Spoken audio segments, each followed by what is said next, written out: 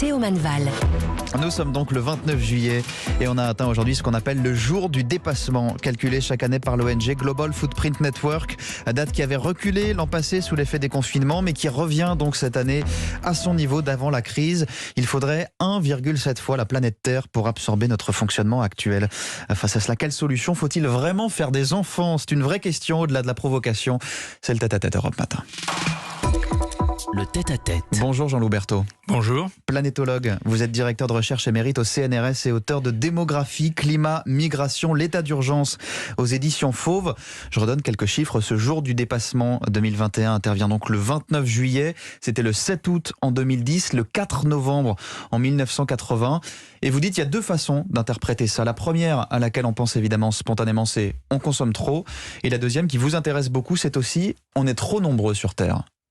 Oui, en fait, la première interprétation, on consomme trop.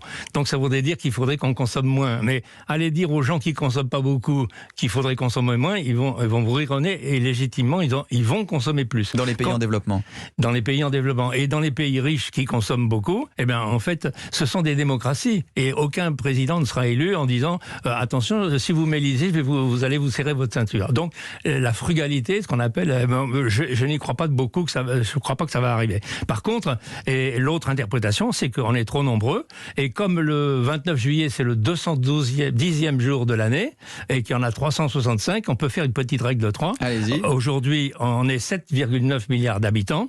Et on serait à l'équilibre si on était seulement 4,5 milliards d'habitants, avec une consommation moyenne